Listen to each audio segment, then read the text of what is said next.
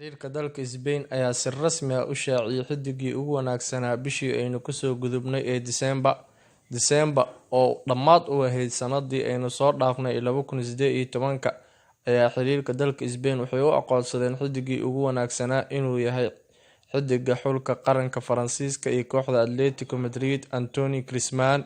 Griezmann ayaa abaalmarintan kaga guuleystay xiddiga kooxda kubadda cagta ee Barcelona iyo xulka qaranka Argentine, kabtanka kooxda Lionel Andres Leo Messi, ka oo horey ahaa hogaamiyaha gool-dhalinta horyaalka dalka Spain, isaga oo ku jira qaab ciyaareed aad iyo aad u sareeya.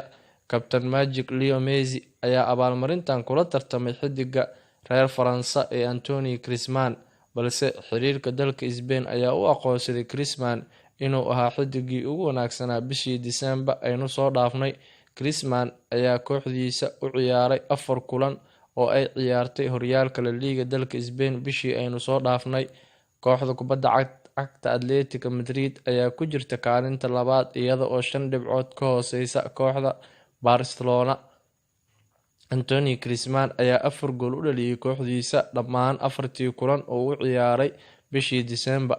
Griezmann ayaa tan iyo guuleysigiisii Copa Europa League sanadii aynu soo dhaafnay ee 2018 waxa uu ku jiraa qaab ciyaareed aad iyo aad u horsareeya, isagoo aynu xasuusanno inuu xulkiisa qaranka Faransiiska kula soo guuleystay koobka adduunka.